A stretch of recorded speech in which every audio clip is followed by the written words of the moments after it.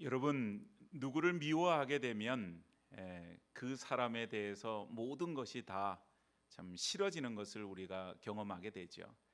미워하는 마음이 있으면 그 사람이 아무리 뭔가를 잘해도 미운 털이 박힌다 그럽니다. 그래서 그게 다 좀 좋지 않게 보여지게 되고, 그걸 또 뭐 내가 오해하느라고 오해하는 것이 아니라 그냥 인간적으로 싫어지는 그런 것을 경험하게 되어집니다.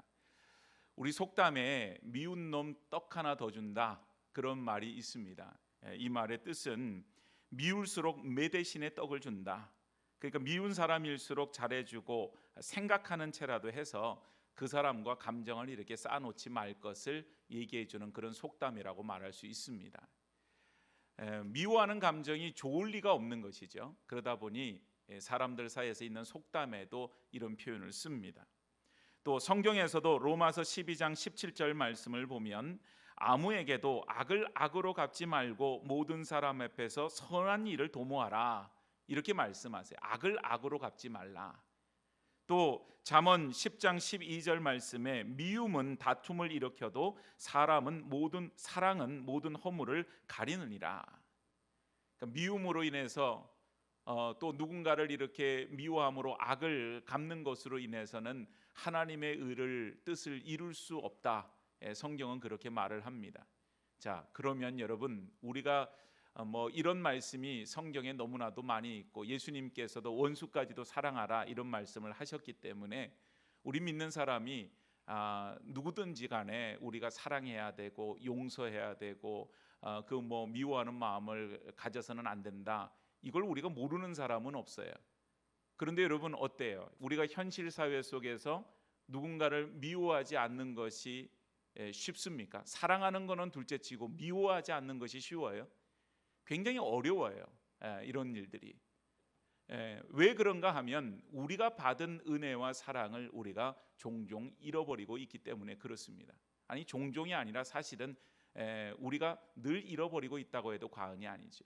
주님은 우리를 구원하신 그 은혜를 생각할 때 우리에게는 정말 1만 달란트 빚진 자와 같은, 그 빚을 탕감받은 것과 같은 그런 은혜를 우리는 입었는데, 우리는 100데나리온 우리에게 빚진 자, 정말 비교도 안 되는 그런 빚진 자의 허물을 우리는 용납하지 못할 때가 참 많이 있습니다.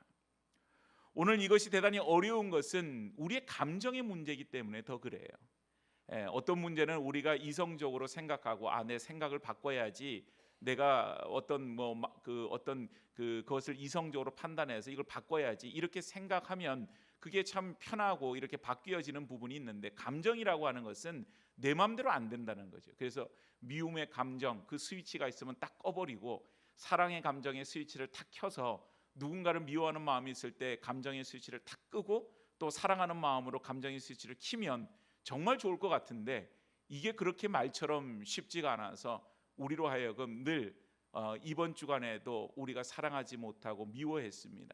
이번 주간에도 하나님의 은혜를 내가 잊어버린 채 정말 누군가를 미워하고 정죄하였습니다. 비판했습니다. 그런 회개를 할 수밖에 없는 것이죠. 오늘 여러분, 뭐 개인의 감정도 그러하지만 사실은 민족 감정이라고 하는 것도 있습니다. 그 민족 감정이라고 하는 것은 우리가 다른 나라 다른 민족을 향한 우리의 마음이거든요. 그래서 어떤 민족은 이유 없이 그냥 좀 싫은 그런 민족이 있고, 또 어떤 민족과 나라들은 이유 없이 좋은 그런 감정을 가지는 민족들이 있지요. 우리가 일제 치하를 경험을 직접적으로 못했다 할지라도 신앙의 선조들로부터, 많은 우리 선조들로부터 이야기를 들어왔기 때문에 그렇게 뭐 일본에 대해서 좋은 감정을 가지고 있는 분들이 별로 없어요. 그래서 무슨 운동 경기, 이런 스포츠 경기를 해도 다른 나라한테는 몰라도 일본한테는 이겨야 돼, 이러고 이제 얘기하는 경우들도 있습니다. 요즘 보니까 뭐 한류라고 하는 것이 생각보다 이렇게 널리 퍼져서 동남아시아, 또 중앙아시아, 또 유럽 쪽, 이런 쪽에, 또 남미도 마찬가지입니다만은 그곳에 이제 여행한 사람들이 어디서 왔냐고, 그래서 한국에서 왔다 그러면 대단히 환영을 받고, 또 한국의 어떤 문화나 또 심지어는 종종 한국말을 뭐 그렇게 썩 잘하지는 못해도 한국말 몇 마디, 안녕하세요, 감사합니다, 이런 말들을 하는 사람들을 흔히 만날 수 있다 그럽니다. 이제 이런 것들이 무슨 그 영화나 또 드라마나 혹은 K-팝이라고 말하는 그런 음악을 통해서 또 가수들 뭐 이런 사람들을 통해서 좋은 어떤 이미지 그런 영향력들을 주었기 때문에 그 사람들이 이제 우리나라 사람들을 그렇게 환대하는 그런 것이 있겠죠. 그래요. 어떤 나라에 대한 호감을 가지게 되면 그 나라에 대한 제품, 상품들을 그냥 잘 사기도 하고, 또 반대로 어떤 나라에 대해서 호감을 갖지 않게 되고 좀 미워하는 마음이 있으면 그 나라 제품을 사지 않는 그런 일들도 있습니다. 그래서 이 민족 감정이라고 하는 것이 참 서로 간에 이게 풀기가 어려운 그런 감정 중에 하나라 이렇게 이야기를 합니다. 오늘 본문을 보니까 요나서의 요나 선지자 이야기가 나옵니다. 이 요나는요 여로보암 2세라고 하는 그런 왕의 통치 시대 때 활동을 했던 선지자입니다. 여러분 제가 몇 번 말씀을 드렸는데 이스라엘이 우리나라처럼 이렇게 길쭉하게 생겼는데 그때 솔로몬 이후 때 나라가 두 동강이 났어요. 우리나라처럼. 그래서 남쪽을 유다라고 얘기를 하고 북쪽을 이스라엘이라 그렇게 이름을 붙였는데 그 북쪽 이스라엘의 여로보암 2세라고 하는 왕 시대에 그곳에서 활동했던 선지자가 요나 선지자라 이렇게 보시면 돼요. 그러면 여로보암 2세는 어떤 시대인가? 그때에는 나라의 힘이 조금 있었어요. 그래서 이제 이스라엘의 영토가 확장되어지고 나라가 강성하고 부강했던 그런 시기였습니다. 그런데 나라만 그렇게 왕성하고 영토가 확장되는 그런 시기였지 죄악 그들의 어떤 영적인 부분에 대해서는 심각한 문제를 여전히 가지고 있었어요. 그래서 영적으로 타락했고 우상 숭배가 일어났고 그런 시대에 요나 선지자가 부름을 받습니다. 요나 선지자의 부름은 다른 것이 아니었어요. 아수르라고 하는 그 주변의 강대국 중에 신흥 강대국 중에 하나인데 그 나라의 수도인 니느웨라고 하는 곳에 가서 하나님의 그 메시지 이제 이곳이 타락되어서 하나님이 심판하실 건데 40일이 지나면 무너지게 될 거다. 이 심판에 대한 메시지를 증거하라. 이런 명령을 받습니다. 오늘 아수르는 이스라엘과 그렇게 사이가 좋지 않아요. 그리고 더군다나 그 사람들이 죽고 사는 문제에 대해서 오히려 안 됐으면 좋겠다, 망했으면 좋겠다. 모든 이스라엘 백성들, 그 유대인들이 그런 마음을 가지고 있는데 그곳 심장인 수도 니느웨에 가서 이 말씀을 전하라. 이걸 대단히 참 어려운 그런 그 명령이라고 생각할 수 있는 거죠. 이스라엘은 지금이나 예전이나 한결같이 가지고 있는 생각이 있어요. 자기들이 하나님으로부터 택함을 받았다고 하는 선민의식입니다. 자기들은 택함 받은 하나님의 백성.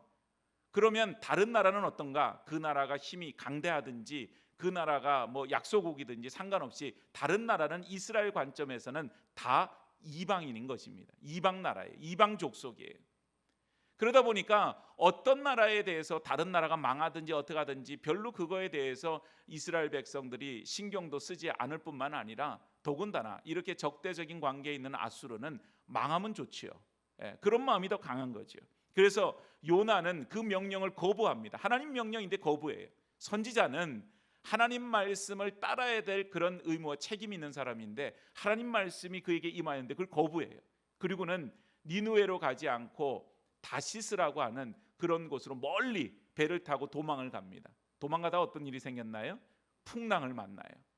그래서 도저히 감당할 수 없는 풍랑을 만났는데 그 배 안에서 뱃사공들에게 자신 때문에 이 풍랑이 이렇게 일어났다고 고백하죠. 그래서 뱃사람들이 어떻게 합니까? 요나를 들어서 바다로 던져버립니다. 이거는 뱃사람들의 풍습이에요. 문제가 생긴 그 근원을 던져버리는 거예요. 근데 요나가 물고기 뱃속에서 3일을 있게 되고 그가 회개하고 다시 오늘 본문의 말씀처럼 이제 그 이후에 일들이 이루어지는 그런 것이 오늘 본문의 배경이에요. 오늘 여러분 우리는 그렇죠. 누군가를 사랑하기도 하지만 미워해요. 오늘 여러분 사람들의 사회 이런 관계들 속에는 뭐 교회라고 해서 다를 바는 없어요. 우리가 앉아서 이렇게 한 하나님 앞에 예배를 드리고 한 성령 아래에서 이렇게 머무르지만 우리 안에는 서로 가까운 사람, 사랑하는 사람도 있고 서로 좀 서먹서먹한 사람도 있고 심지어는 서로 간에 무슨 일인지 알지 못하지만 관계가 틀어져서 또 안 좋은 관계에 놓여져 있는 그런 분들도 있을 것입니다. 오늘 여러분 하나님은 사랑이지만 오늘 하나님의 자녀인 우리는 하나님을 사랑하지 못할 때가 많이 있습니다. 오늘 잃어버린 은혜가 우리 가운데 있고 우리가 그 은혜를 잃어버렸기 때문에 하나님의 사랑, 그것을 우리가 온전히 실천하지 못하고 있는 것이죠. 오늘 이 메시지를, 오늘 요나의 이야기를 통하여서 다시 한번 하나님의 사랑과 은혜를 기억할 수 있기를 바랍니다. 그래서 오늘 하나님의 은혜를 회복하고 다시 우리에게 주어진 그 사명을 감당할 수 있는 그런 성도들, 세상 속에서 하나님의 백성으로 살아갈 수 있는 주님의 백성들이 되어지기를 주의 이름으로 축복합니다. 먼저 우리 첫 번째 기억해야 되는 것은 하나님은 포기하지 않으시는 분이시라고 하는 사실입니다. 오늘 본문 1절 말씀을 보면 여호와의 말씀이 두 번째로 요나에게 임하니라 이르시되, 오늘 하나님의 말씀이 이미 첫 번째 임했어요. 니느웨로 가라, 가서 복음을 전하라. 그런데 그 요나가 그 명령을 거부하고 다시스로 가다가 문제가 생겼어요. 그리고는 물고기 뱃속에 있다가 나와서 그리고 있을 때 하나님께서 두 번째로 요나에게 하나님 말씀이 임하셨다. 여러분, 하나님이 요나에게 두 번째 기회를 주신 것입니다. 오늘 두 번째 기회를 통하여서 하나님이 2절 말씀에 말씀하세요.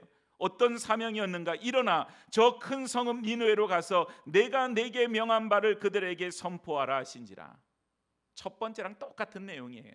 니느웨로 가라. 그리고는 거기에서 하나님 말씀을 선포하라. 첫 번째는 그 명령에 불순종했어요. 거부했어요. 그리고는 다시스로 도망가다가 문제가 생겼어요. 그리고 나서 다시 두 번째에 하나님께서 기회를 주시는 것입니다. 오늘 여러분, 하나님의 종들, 택함 받은 백성들이 때로는 하나님 말씀에 불순종할 때가 있고 하나님의 어떤 눈높이에 미치지 못할 때가 있지만 그때마다 하나님이 그 사람을 포기하지 않으시고 하나님께서 그 사람을 들어서 두 번째의 기회를 주신다고 하는 사실, 그것은 우리에게 큰 은혜인 줄로 압니다. 오늘 저와 여러분들이 그렇잖아요. 하나님의 눈높이에서 보면 다 부족하기 짝이 없는 사람들입니다. 하나님의 기준에서 보면 우리는 이미 다 하나님 앞에서 죽어마땅한 그런 사람들이에요. 그런데 하나님께서는 우리에게 기회를 주시는 분이세요. 그래서 여러분, 우리는 예수 그리스도의 보혈의 그 능력과 은혜로 구원받은 백성이 되었고 오늘 이 자리, 이 은혜의 자리에 하나님 앞에 나와서 예배할 수 있는 것, 내가 가지고 있는 의지, 생각, 이런 조건들이 아닌 하나님이 우리에게 다시금 회복할 수 있는 기회를 주신 하나님의 은혜인 줄로 믿습니다. 오늘 여러분, 요나뿐이겠어요? 베드로도 그러지 않았습니까? 예수님이 누구보다도 사랑하고 신임했던 제자 베드로, 그가 예수님을 부인했어요. 그건 더군다나 3번이나 예수님을 부인합니다. 그럼에도 불구하고 베드로가 통곡하며 회개할 때 예수님께서는 그를 외면하지 않으시고 그에게 다시 한번 사명을 맡기시는 것을 보게 되어져요. 오늘 여러분, 요한복음 21장 15절 말씀을 보니까 여기에 이런 말씀이 있습니다. 그들이 조반을 먹은 후에 예수께서 시몬 베드로에게 이르시되 요한의 아들 시몬아, 내가 이 사람들보다 나를 더 사랑하느냐 하시니 이르되 주님 그러하나이다. 내가 주님을 사랑하는 줄 주께서 아시나이다. 이르시되 내 어린 양을 먹이라 하시고, 오늘 여러분, 베드로에게 내 어린 양을 먹이라, 주님을 부인했던 베드로에게 주님께서는 기회를 주시는 거예요. 사명을 다시 주시는 것입니다. 사람들은요, 대단히 좀 기회를 줄 때 인색할 때가 많이 있어요. 때로는 여러 번 참는 경우도 있지만 그저 어떤 사람이 한 번 나에게 잘못하게 되면 소위 말하면 그 사람은 나한테 찍히는 사람이 되는 거예요. 그래서 그 사람이 낙인이 되어지고 그러고 나면 미운털이 바뀌어서 그 사람이 뭘 해도 그냥 옳게 안 보이는 거예요. 그럴 때가 참 많이 있죠. 오늘 여러분 가만히 보세요. 선지자인 요나가 하나님 말씀을 거부합니다. 여러분, 이게 작은 잘못이겠어요? 그냥 실수 정도로 넘어갈 수 있는 일이겠어요? 아니에요. 이건 선지자로서 자기의 사명을 버린 것입니다. 하나님 앞에서 도저히 용서받을 수 없는 그런 잘못을 요나가 저질렀다, 이렇게 볼 수 있어요. 베드로의 잘못은요, 작지 않아요. 자기를 사랑했던 예수님을 3번이나, 한 번도 아닌 3번이나 예수님 부인하잖아요. 그런 커다란 잘못을 가졌던 요나나 베드로도 주님으로부터 기회를 얻습니다. 이걸 뭐로 설명할 수 있을까요? 그들에게 그만한 능력이 있기 때문에, 그리고 요나 아니면 안 되고 베드로가 아니면 안 되기 때문에 주님은 그들에 대한 마음을 접지 못하시는 것일까요? 아니에요. 주님께서는 전능하신 분이십니다. 주님께서는 말 그대로 이 돌들로 하여금 소리쳐 하나님을 찬송하게 하실 수 있는 그런 능력이 있으신 분이세요. 왜 요나가 아니면 안 되고 왜 베드로가 아니면 안 되겠어요? 누구를 통해서든지 하나님은 하실 수 있습니다. 그런데 굳이 요나에게, 굳이 베드로에게, 굳이 우리들에게 하나님께서는 하나님 자녀 삼아 주시고 사명을 주시고 기회를 주시고 하나님의 은혜의 자리에 부르십니다. 뭘 의미하는 것일까요, 여러분? 내가 잘나서가 아니라고 하는 것입니다. 내가 능력이 있어서가 아니라고 하는 것입니다. 오직 하나님의 은혜, 그것으로만 우리에게 하나님께서는 포기하지 않으시고 우리에게 기회를 주신다고 하는 사실이에요. 그럼에도 불구하고 우리는 세상 속에서 스스로 우리가 실망하고 스스로 포기할 때가 얼마나 많은지 몰라요. 하나님, 내 삶이 너무 바빠서, 하나님, 내 삶이 너무 어렵고 힘들어서, 내 마음이 복잡해서, 그리고는 신앙생활 자체를 포기할 때가 많이 있어요. 여러분, 세상에 가장 쉬운 것이 포기라고 말할 수 있습니다. 그런데 그런 경험들을 여러분들이 살면서 아마 여러 번 해보셨을 거예요. 저도 그래요. 포기하면 그 순간은 마음이 편해집니다. 포기하면 그 순간에는 모든 것이 다 괜찮은 것 같아요. 그런데 그 포기를 통하여서 내가 정말 계획하고 내게 주신 하나님의 그 뜻을 이룰 수 있느냐? 다른 무엇보다도 그 포기가 하나님을 기쁘시게 할 수 있느냐? 이렇게 질문해 보면 거기에는 답이 없어요. 왜냐하면 하나님이 우리를 포기하지 않으시는데 우리 스스로가 우리를 포기해요? 그럼 하나님이 기뻐하시는 일이 될 수가 없다고 하는 사실입니다. 예수님께 가장 커다란 죄를 지은 사람은 가룟 유다라고 얘기를 할 수 있어요. 예수님을 팔았지요. 그리고 나서 그가 나중에는 그 괴로움을 견디다 못해서 스스로 생을 포기하는 그런 일을 저질렀습니다. 참 안타깝죠. 그래서 가룟 유다는 성경 속에서 배반의 아이콘이에요. 그리고는 정말 그의 삶을 보면 세상에서 가장 어떻게 보면 불행한 사람이라 그렇게 말을 할 수가 있죠. 왜냐하면 예수님을 팔은 사람이니까요. 그런데 여러분, 이런 생각은 해보셨나요?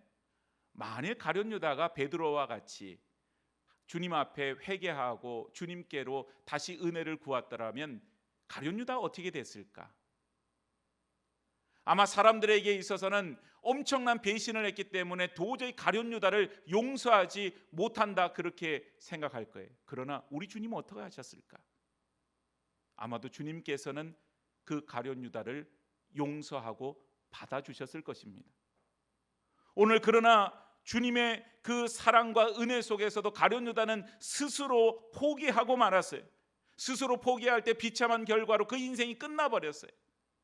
사랑하는 여러분, 오늘 우리 스스로가 하나님의 은혜의 물길을 막지 않기를 축복합니다. 하나님은 우리를 은혜 주시길 원하고, 하나님은 우리에게 사랑을 베푸시길 원하고, 하나님은 우리를 긍휼히 여기시길 원하는데 내가 포기하고 내가 그걸 거부하고 내가 하나님을 떠나려고 해요. 그것만큼 어리석은 일이 없지요. 오늘 포기하지 않으시는 하나님, 두 번째 기회를 주시는 하나님, 그 은혜 속에서 우리가 온전히 우리가 이 자리, 그 은혜의 자리로부터 시작해서 우리의 삶을 하나님의 은혜, 그 은혜 속에서 날마다 주님의 은혜 경험하며 살아가는 복 있는 성도들이 되어지기를 축복합니다. 두 번째는 순종은 은혜예요. 오늘 여러분 다시 한번 생각해 보게 되죠. 꼭 하나님 앞에 요나여야만 하느냐? 요나 외에는 안 되느냐? 오늘 하나님의 명령을 받은 요나는 하나님 명령대로 니느웨로 향해서 갑니다. 그런데 3절 말씀을 보세요. 요나가 여호와의 말씀대로 일어나서 니느웨로 가니라. 니느웨는 사흘 동안 걸을 만큼 하나님 앞에 큰 성읍이라. 오늘 요나는 첫 번째 하나님 명령을 거부할 때 그 이유가 있었어요. 그냥 싫으기도 했지만은 하나님, 왜 아수르의 수도 니느웨 가서 내가 그 좋은 얘기를 해줘야만 합니까? 저 나라는 우리를 괴롭히는 나라인데. 세상에 이유 없는 일이 없잖아요. 우리에게도 불순종의 이유들이 다 있지요. 하나님, 내가 너무 바쁘고 나에게 있어서 시간이 안 되고 나에게 있어서 여력도 안 되고 나에게서 물질도 없고 핑계거리를 대자면 100가지도 넘게 다 불순종의 이유를 댈 수가 있지요. 그러나 하나님이 우리에게 그 일을 맡겨주셨을 때에는 우리의 형편을 모르시는 가운데 맡겨주신 것 아니에요. 우리에게 요구되어지는 것은 하나님 앞에서 순종이었습니다. 할 수 없어서가 아니에요. 할 수 있음에도 우리가 때로는 이유를 댈 때가 많지요. 오늘 여러분 어떤 이유를 가지고 있던 그 이유와 사연이 천지를 만드시고 운행하시는 하나님 앞에 큰 것이겠습니까? 어떤 이유도 하나님 앞에서는 문제가 안 되죠. 우리에게 다만 하나님이 요구하시는 것은 하나님 말씀 앞에 순종하는 일이었어요. 여러분 사무엘상 15장 22절에 보면 사무엘이 이르되 여호와께서 번제와 다른 제사를 그 목소리 청종하는 것을 좋아하심 같이 좋아하시겠나이까 순종이 제사보다 낫고 듣는 것이 수양의 기름보다 나으니. 우리가 잘 아는 말씀이에요. 사울 왕에게 하나님이 아말렉의 모든 족속들과 심지어는 짐승들까지 진멸하라 그렇게 명령하셨는데 사울이 그 명령을 따르지 않아요. 그리고는 뭐라고 변명을 합니까? 이것 가운데 좋은 것을 남겨서 하나님 앞에 제사하기 위해서 남겨놓았다 그렇게 변명하지요. 그거는 변명이 아닌 불순종의 이유였을 뿐이에요. 오늘 여러분 우리에게 요구되어지는 것은 순종이에요. 그 이후의 모든 일들은 하나님이 하시는 것입니다. 하나님이 니느웨 성읍 사람들이 정말 구원받기를 원하시는데 그들이 듣고 정말 회개하고 하나님 앞에 구원을 받는지 못 받는지 그것은 하나님이 하시는 일들이고 그들 또한 순종할 때 그 은혜를 입게 되는 겁니다. 요나에게 주어진 것은 그 명령에 그냥 순종하는 것이에요. 가라, 그 말씀 앞에 순종하는 거예요. 오늘 여러분 우리가 순종의 결과까지 생각하게 되고 순종의 이유를 달게 되면 순종은 어려워집니다. 더 이상 어려워져요. 이게 우리 가운데 가능한 일이냐? 이게 우리 가운데 좋은 일이냐? 유익한 일이냐? 그걸 생각하면 어려워지는 거예요. 오늘 우리가 기억해야 될 것은 하나님은 결과를 책임져 주시는 분이신 줄로 믿습니다. 그래서 여러분 우리에게 요구되어지는 것은 순종이지요. 작년 말에 이제 쭉 이렇게 새벽에 기도하면서 하나님께서 주셨던 올해 표어가 다시 새롭게라고 하는 우리 뒤에 현수막에 걸려져 있는 저 표어입니다. 하나님께서 그런 마음을 이렇게 주셨어요. 우리 교회가 이제 이렇게 건물을 새롭게 하고 뭔가 이렇게 새로운 환경을 조성하게 되는데 우리 성도들이 거기에 취해서 놓여져 있으면 안 되겠다. 우리의 믿음이 새로워지지 않고는 어떻게 교회가 새로워지고 우리의 신앙이 변화되지 않고서 우리가 뭘 새롭다고 얘기할 수 있겠는가? 늘 말씀드리다시피 우리가 어떤 것도 이 세상 것에서 새 것을 가지게 되면 그 새 것이 헝거가 되는 것은 그 순간부터입니다. 그래서 여러분 우리가 어떤 것을 새롭게 느끼고 그 가운데 좋은 마음을 가지고 기뻐하는 것도 시간이 지나면 무뎌지게 되어져 있어요. 우리가 날마다 하나님 앞에 새로워져야 될 것은 우리가 믿음으로 새로워져야 되는 것이죠. 그 마음을 주셨어요. 그래서 그 표를 정하고 그리고 이제 새롭게 모든 것을 새롭게 하는 그런 일들을 우리가 계획하고 지금 기도하는 중에 있습니다. 오늘 여러분 우리가 하나님 앞에 그 일들을 바라볼 때는 제 마음에는 두려움이 있는 거예요. 세상에서 여러분 목회적으로 봤을 때 제일 편한 게 뭔지 아세요? 목회하는데 제일 편한 거 잘 모르시겠죠? 가장 편한 거는요 하던 대로 하면 제일 편해요. 하던 대로.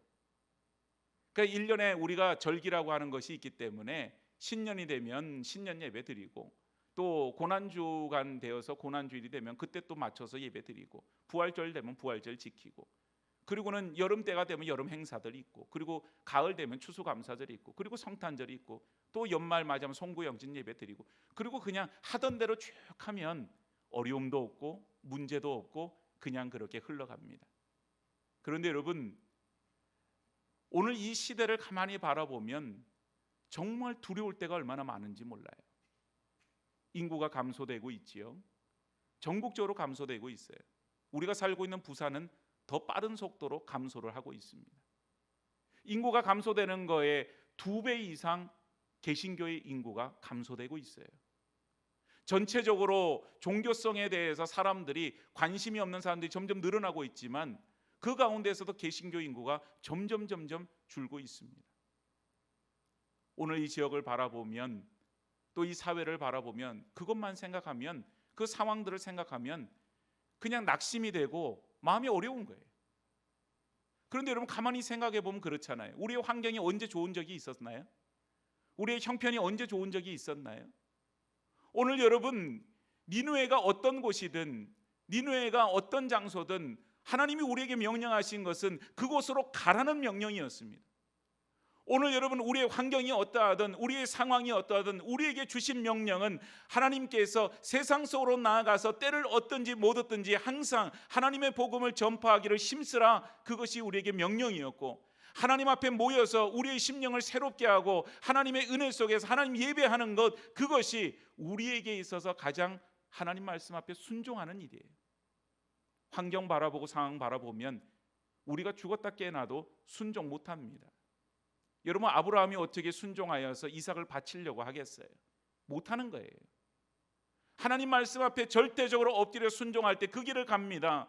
그리고 나면 하나님은 어떻게 하세요? 그곳에서 하나님이 스스로 준비하셔서 여호와 이레의 하나님, 그 숯불에 걸려있는 어린 양, 그것을 그 제물을 하나님 스스로가 준비해 놓으시는 것을 보게 되어지지요.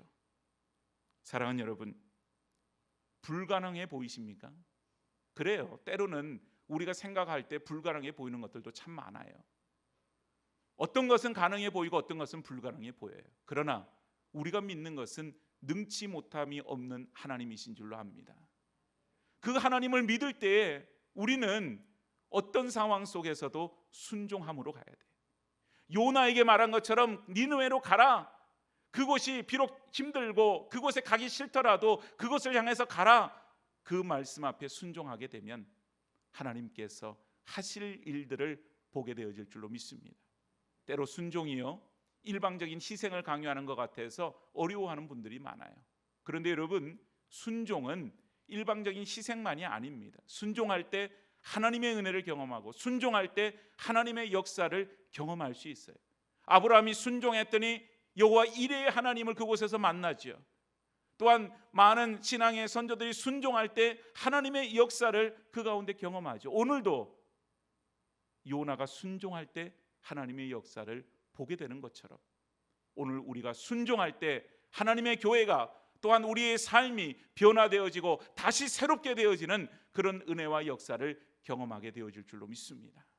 마지막 세 번째는 하나님의 은혜는 막을 수가 없다고 하는 사실이에요. 오늘 요나가 하나님 명령대로 니느웨로 갑니다. 그런데 4절 말씀을 보니까 요나가 그 성읍에 들어가서 하루 동안 다니며 외쳐 이르되 40일이 지나면 니느웨가 무너지리라 하였더니, 여러분 3절 보니까 그 니느웨라고 하는 건 큰 성읍이라 그랬어요. 며칠 길을 다녀야 될 정도로 3일 길을 다녀야 될 정도로 큰 성읍이었다 그랬어요. 그런데 오늘 요나가 4절 말씀을 보니까는 며칠 동안 돌아다녔다고요? 하루 동안 돌아다니면서 외쳤다. 40일이 지나면 니느웨가 무너지리라. 자, 이걸 보면 요나가 정말 하나님 뜻 앞에 그렇게 100% 순종했느냐? 그런 것 같지 않아요. 요나 마음에는 여전히 싫은 거죠. 그래서 요나가 나가서 막 사람들한테 외칩니다. 40일이 지나면 이 니느웨 성이 무너질 것이요. 그런데 애끓는 심정으로 간절한 마음으로 외치는 것이 아니라 아마도 설렁설렁 다니면서 40일 지나면 무너질 수도 있는데 40일이 지나면 무너질걸? 뭐 이러면서 그냥 들릴 듯 안 들릴 듯 그러고 다녔는지도 모르겠어요. 3일 길을 다녀야 되는 그 성을 하루 동안 대충 돌아다니면서 그러고 외치는 거예요. 그런데 이 반쪽짜리 순종이요, 하나님께서 놀라운 역사를 이루세요. 오늘 여러분 요나가 이렇게 하는 걸 가만히 보면 하나님과 요나의 생각이 다른 것을 봅니다. 요나서 4장 11절 말씀을 보면요, 니느웨 성읍에 대해서 하나님이 이렇게 말씀하세요. 하물며 이 큰 성읍 니느웨는 좌우를 분별하지 못하는 자가 몇 명이라고요? 12만여 명이요. 가축도 많이 있나니 내가 어찌 아끼지 아니하겠느냐 하시니라. 그 성읍에 좌우를 분별하지 못하는 자가 12만여 명이나 있대요. 요나는 무슨 생각이냐 하면 저기에 좌우를 분별하지 못하는 저들, 좌우를 분별하지 못하기 때문에 망해야 돼. 요나는 그런 생각이었던 거예요. 근데 하나님은요, 좌우를 분별하지 못하기 때문에 그들이 구원받아야 돼. 전혀 생각이 다른 거죠. 똑같은 이들을 바라보고 요나는 그들을 향해서 불편한 감정이 있으니 그들이 망해야 된다고 생각하지만 하나님은 그들이 분별하지 못하기 때문에 구원받아야 된다고 그렇게 생각을 합니다. 오늘 그와 같은 하나님의 뜻 아래에서 요나가 반쪽짜리 순종을 할 때 5절 말씀에 어떤 일이 일어났습니까? 니느웨 사람들이 하나님을 믿고 금식을 선포하고 높고 낮음을 막론하고 굵은 베옷을 입은지라. 사람들이요, 요나의 말을 듣고, 더군다나 자기 나라 사람도 아닌 그 니느웨 사람들 입장에서는 그 유대 땅에서 온 이스라엘 하나의 선지자입니다. 이 사람이 성의껏 뭐 전했는지 안 전했는지 우리가 알 수는 없지만 그냥 하루길을 통해서 이렇게 전했던 그 말씀을 듣고 그 가운데 회개의 역사가 나타났어요. 금식하는 역사가 나타났고, 그리고 굵은 베옷을 입고, 그리고 하나님을 믿는 그런 일들이 일어났다는 거죠. 심지어는 6절 말씀을 보니까 그 일이 니느웨 왕에게 들림에 왕이 보좌에 일어나 왕복을 벗고 굵은 베옷을 입고 제 위에 앉으니라.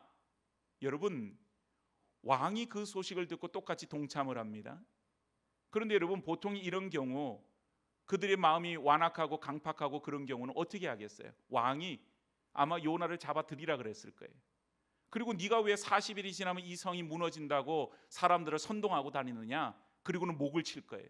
그리고 백성들에게 금식하고 회개하고 베옷을 입는 걸 아마 금지할 수 있는 그런 상황입니다. 그런데 그 왕이 백성들과 똑같이 그런 일을 합니다. 심지어 40일 만에 이 성이 무너질 거다. 그 40이라고 하는 시간, 그 시간들 속에서 절망하지 않아요. 하나님을 믿기 때문에, 이제 돌이켰기 때문에 어떻게 합니까? 8절 9절을 보면 사람이든지 짐승이든지 다 굵은 베옷을 입을 것이요 힘써 하나님께 부르짖을 것이며 각한 악한 길에서 손으로 행한 강포에서 떠날 것이라. 하나님이 뜻을 돌이키고 그 진노를 그치사 우리가 멸망하지 않게 하시리나.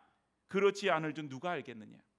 알 수는 없지만 우리가 하나님 앞에 이렇게 부르짖고 하나님 앞에 간절함으로 구할 때, 심지어는 짐승까지도 베옷을 입고 온 백성들이 금식하며 물도 마시지 않고 하나님 앞에 부르짖어 기도할 때 하나님이 우리에게 은혜 주실지 모르니까 우리가 그렇게 해보자. 오늘 10절 말씀에 이 일들이 어떻게 이루어지나요? 하나님이 그들이 행한 것 곧 그 악한 길에서 돌이켜 떠난 것을 보시고 하나님이 뜻을 돌이키사 그들에게 내리라고 말씀하신 재앙을 내리지 아니하시니라. 하나님이 뜻을 돌이키세요. 이걸 가만히 보면요, 참 놀라운 일인 거예요. 우리가 당연히 그냥 요나가 전했으니 그들이 회개하고 그들이 회개했으니 하나님이 그 뜻을 돌이키셨다 이렇게 생각하지만, 가만히 생각해 보면 이게 하나님의 은혜와 역사라고 하는 말 외에는 설명할 길이 없어요. 어떻게 이렇게 되냐 이 말이에요. 가만히 보세요 여러분. 요나가 속해 있던 이스라엘, 하나님의 택함 받은 백성 이스라엘, 그 시대에 요나가 선지자로 활동했던 그 시대에 호세아라고 하는 선지자가 동시대에 같이 활동했어요. 여러분, 호세아 선지자의 그 호세아서를 가만히 보면은 그 안에 무슨 내용이 있어요? 이스라엘 백성들 향해서 음탕한 창녀 고멜과 같이 우상 숭배하고 죄악 가운데 있던 그들의 죄를 지적하세요. 그리고 하나님께 돌아올 것을 계속 얘기합니다. 이스라엘이 돌아옵니까? 안 돌아와요. 하나님의 택한 백성이라고 하는 그들도 하나님 말씀을 듣고 돌이키지 않는데, 요나의 더군다나 반쪽짜리 순종했던 그 명령을 듣고 그 니느웨의 백성들이 왕으로부터 모든 백성, 심지어 짐승에까지 회개하고 하나님께 부르짖었다. 이거는 은혜요 역사인 겁니다. 사랑하는 여러분, 오늘 은혜 받지 못하는 사람은 어떤 사람이에요? 내가 하나님 앞에 은혜의 그 마음이 열려지지 않고 은혜 받기를 사모하지 않으면 하나님의 은혜가 쏟아져 내려도 이스라엘 백성들처럼 그 은혜의 물길을 내가 막는 거예요.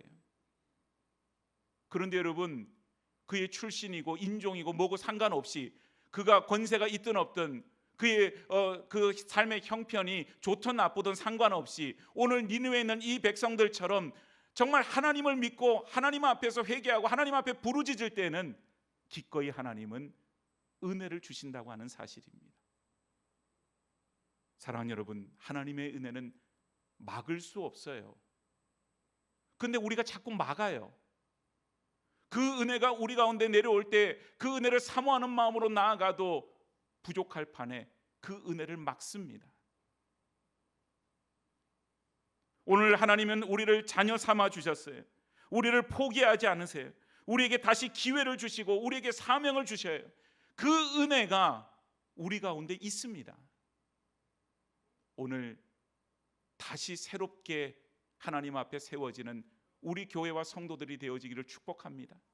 그건요, 다른 방법은 없어요. 하나님의 은혜 앞에 엎드리는 것입니다. 하나님의 은혜 앞에, 말씀의 은혜 앞에, 기도의 은혜 앞에 그저 엎드리는 것밖에 없어요. 아까도 말했지만 이유를 대자면 못할 이유는 100가지, 1000가지, 10,000가지가 넘습니다. 내가 추우면 추운 대로 기도 못해요. 비가 오면 비가 오는 대로 못해요. 날씨가 이러면 이런 대로 못하고, 내 삶이 어려우면 어려운 대로 못하고, 좋으면 좋은 대로 못하고, 바쁘면 바쁜 대로 못하고, 한가하면 한가한 대로 못해요. 형편과 이유로 우리가 은혜를 막을 수 없습니다. 사랑하는 여러분, 다시 새롭게 되기를 소원하십니까? 다시 새롭게 되어지려면 하나님의 은혜 속으로 들어가야 돼요. 오늘 여러분, 은혜를 사모하는 자에게 하나님은 꾸짖지 아니하시고 그 은혜를 더하여 주실 것입니다. 오늘 니느웨 성에 하나님의 은혜가 내렸잖아요. 오늘 우리 교회 가운데 왜 하나님이 은혜를 주시지 않겠어요? 왜 성도들에게 은혜를 베푸시지 않겠어요? 오늘 우리의 삶이 하나님의 손에 있습니다. 은혜를 구할 수 있기를 축복합니다. 은혜로 나아갈 수 있기를 주의 이름으로 간절히 축복합니다.